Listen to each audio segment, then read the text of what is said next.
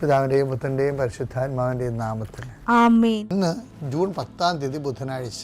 അമ്മേ പരിശുദ്ധ അമ്മേ, അമ്മേ പരിശുദ്ധ ദൈവമാതാവേ, കൃപാസനത്തിലൂടെ ഞങ്ങൾക്കും ഞങ്ങളുടെ ദേശത്തിനും അമ്മ മധ്യസ്ഥം തേടി തന്ന എല്ലാ അനുഗ്രഹങ്ങൾക്കും കൃപകൾക്കും ഞങ്ങളിപ്പോൾ ഹൃദയം നിറഞ്ഞ നന്ദി പറയുന്നു.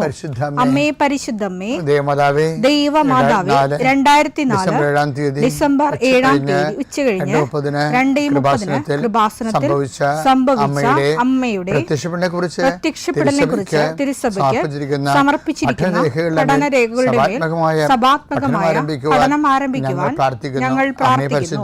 അമ്മേ പരിശുദ്ധമേ, ഭൂസ്വർലോകങ്ങളുടെ രാജ്ഞിയായ അങ്ങേയ്ക്ക് ഭൗമസംരക്ഷണത്തിനായി പ്രപഞ്ചപ്രകൃതിയെ തന്നെ തിരുസഭ പ്രതിഷ്ഠിക്കുവാൻ ഈ പ്രത്യക്ഷീകരണം വഴി ഇടയാക്കണമേ. പരിശുദ്ധമേ, ജപമാല മാതാവേ, സകല പ്രാർത്ഥനയോടും ചേർത്ത് ഞങ്ങളിപ്പോൾ പ്രാർത്ഥിക്കുന്ന ഈ കുടുംബത്തിന്റെ പ്രത്യേക നിയോഗം പറ മക്കളെ.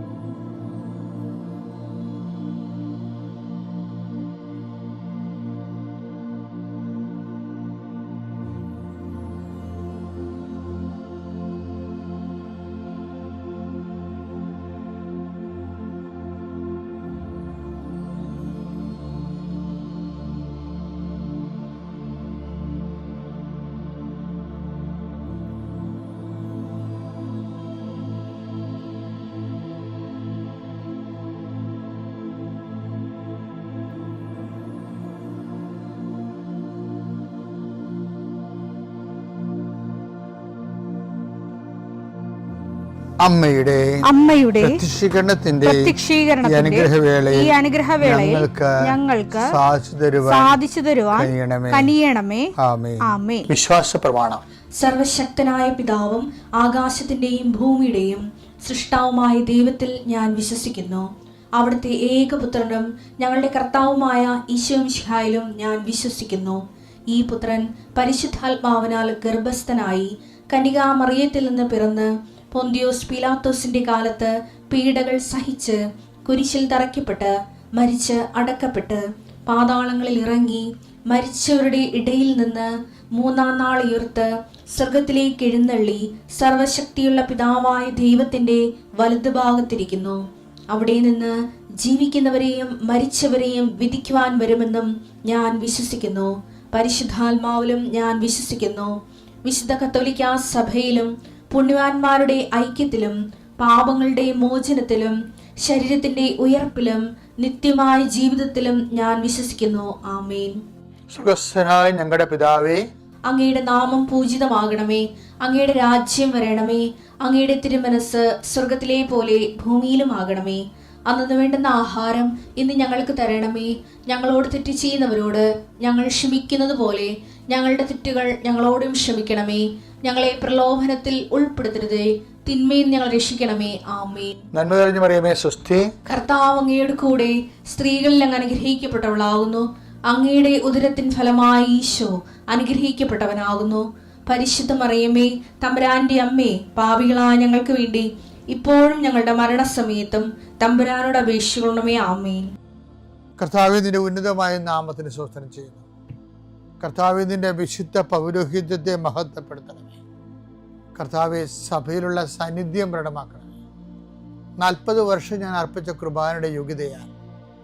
കൃപാസ്ഥാനത്താറെ ജീവനോടെ പ്രത്യക്ഷപ്പെട്ട പരിശുദ്ധ അമ്മയുടെ മാധ്യസ്ഥത്തിൽ ഞാൻ മക്കളെ ആശീർവദിക്കുന്നു. ഈശോയെ, എവിടെയെങ്കിലും യാത്ര ചെയ്യുന്ന മുമ്പ് ഇതൊന്ന് കൂടിയിട്ട് പോണവരുണ്ട്. ഈശോയെ, അവർ മക്കളുടെ ഇന്നത്തെ മുഴുവൻ യാത്രകൾ ഞാൻ അങ്ങേക്ക് ഏൽപ്പിക്കുന്നു. കർത്താവേ, നിത്യവൃത്തിക്ക് വകയില്ലാത്തവരുണ്ട്. എല്ലാ മേഖലകളിലും വിഷമിക്കുന്ന മക്കള്. ഇക്കാലങ്ങളിൽ ഏറ്റവും വലിയ ദുരന്തം ചെറിയവരെ തിരക്കാൻ ഉള്ള സംവിധാനങ്ങൾ പ്രവർത്തനക്ഷമമല്ല എന്നുള്ളതാണ്. ചിലർ പ്രത്യേക ഏജൻസിനെ വെച്ചുകൊണ്ട് ഇവിടെ ദരിദ്രയില്ല, രോഗികളില്ല, ഇവിടെ എല്ലാം ഒന്നാം സ്ഥാനത്തെ കുതിക്കണം എന്നുള്ള ഒരു മിഥ്യാധാരണ വരുത്തിയിട്ട് അതിൻ്റെ പിന്നിൽ ഏറ്റവും ദരിദ്രനെയും ഓരം കെട്ടി കിടക്കുന്നവനെയും അവനെ അഡ്രസ്സ് ചെയ്യാൻ പറ്റാത്തൊരവസ്ഥയിലേക്ക് കൊണ്ടുവന്ന് എത്തിക്കുന്ന ഒരു സാമൂഹ്യമായി അന്ധകാരം നാടിനെ വ്യാപിക്കുന്നുണ്ട് കർത്താവേ. അത് എല്ലായിടത്തും അതുണ്ട്, ഒരു സ്റ്റേറ്റിലും മാത്രമല്ല. ഈ രാജ്യത്ത് തന്നെ ഇങ്ങനെയുള്ള കുറേ ഏജൻസികൾ ഇരുന്നുകൊണ്ട് മിഥ്യാബോധങ്ങൾ സൃഷ്ടിക്കുന്നുണ്ട്. അതിൻ്റെ ഭാഗമായിട്ട് ജനങ്ങൾ അവലംബമില്ലാതെ ഉഴറുകയും തെറ്റായ തീരുമാനങ്ങൾ കാരണം ഉള്ള തൊഴിലിടങ്ങൾ വരെ അടച്ചു പൂട്ടുന്നതിൻ്റെ ഭീതിയിലിരിക്കുന്നു. എല്ലാം അടച്ചു പൂട്ടി ഇനിയിപ്പോൾ ആരോഗ്യ മേഖലയും സമരം ചെയ്ത് അടച്ചു പൂട്ടിക്കുകയാണ് തൽപര കക്ഷികൾ. ഓരോരോ കാരണങ്ങൾ പറഞ്ഞു. നാളെ ഈ രാജ്യത്ത് ഒന്നിനും മുതൽ മുടക്കാൻ ആരും ഉണ്ടാകത്തില്ല. അപ്പോഴും ഈ രാജ്യം ഒന്നാം സ്ഥാനത്താണെന്ന് പറഞ്ഞുകൊണ്ടേയിരിക്കും.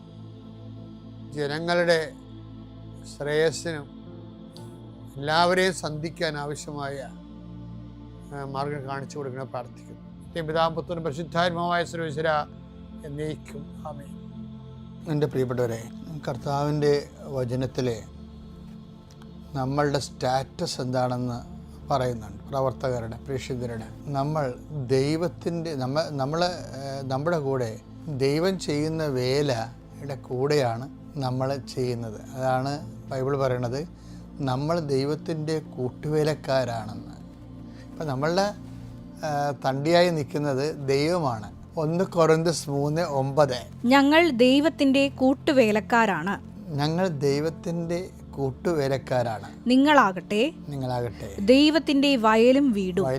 പ്രേക്ഷിതനെന്ന് പറയുന്ന ആള് ബേസിക്കായിട്ട് ആരാണ്?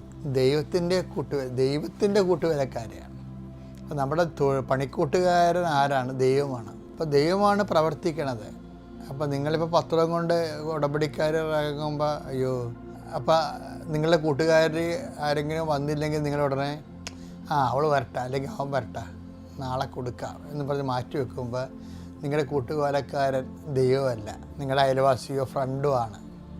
അങ്ങനെ സുവിശേഷത്തിൽ ഒരു ഓപ്ഷനില്ല. അതൊരു മാനുഷിക പ്രവർത്തനങ്ങൾക്കാണ് അതൊക്കെ വേണ്ടി വരുന്നത്. നമ്മൾ ചെയ്യുന്നത് മാനുഷിക പ്രവർത്തനമല്ല, ദൈവിക പ്രവർത്തനമാണ്. ദൈവിക പ്രവർത്തനങ്ങളിൽ കൂട്ടുവേലയിൽ വരുന്നത്, അതർ സൈഡിൽ വരുന്ന ദൈവമാണ്. അതുകൊണ്ടാണ് ഈ പൗലോസ് അപ്പോസ്തലൻ തന്നെയും, ഞാൻ കഴിഞ്ഞ ദിവസം നിങ്ങൾ പറഞ്ഞില്ലേ, പിരിയാൻ നേരത്ത് തിമോത്തിയോസിനോട് പറയും, എൻ്റെ ജോലി പൂർത്തിയായി, ഞാൻ വിശ്വാസം സംരക്ഷിച്ചു, നീതിയുടെ കിരീടം എനിക്ക് വേണ്ടി കാത്തു വച്ചിരിക്കുന്നു. പക്ഷേ വിഷയം എന്താ? ഞാൻ പോകുന്നത് കാരണം നീ നിൻ്റെ ജോലി കൂട്ടില്ലല്ലോ എന്ന് വിചാരിച്ചുകൊണ്ട് നീ അവസാനിപ്പിക്കരുത്.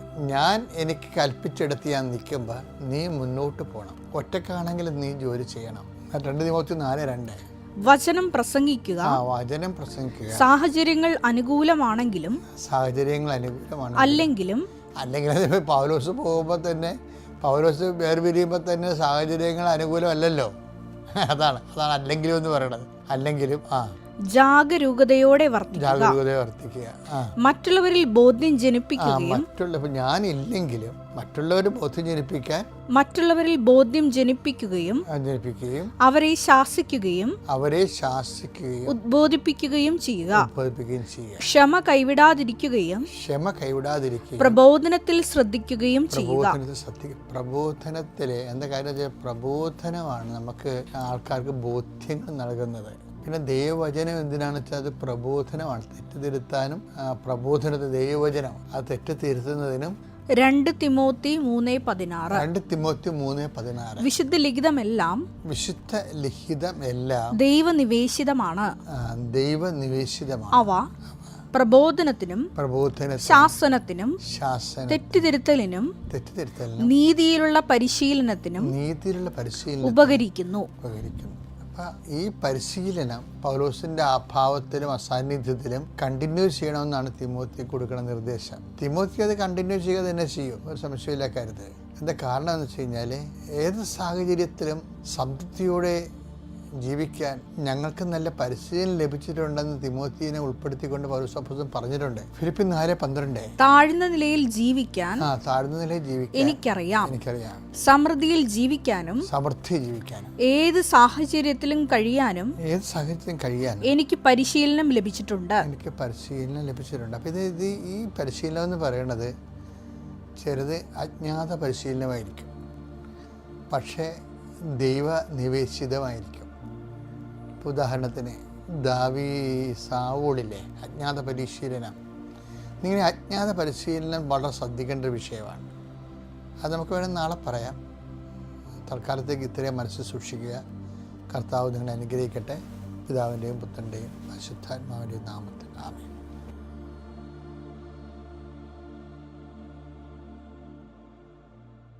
അത്യപൂർവ ദൈവാനുഭവങ്ങൾ ഇനി നിങ്ങൾക്കും സ്വന്തം.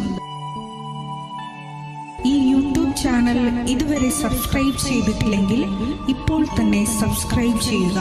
ഈ വീഡിയോ ഇപ്പോൾ തന്നെ നിങ്ങളുടെ സുഹൃത്തുക്കൾക്ക് ഷെയർ ചെയ്തുകൊണ്ട് കർത്താവിൻ്റെ പ്രേക്ഷിതരാകുക.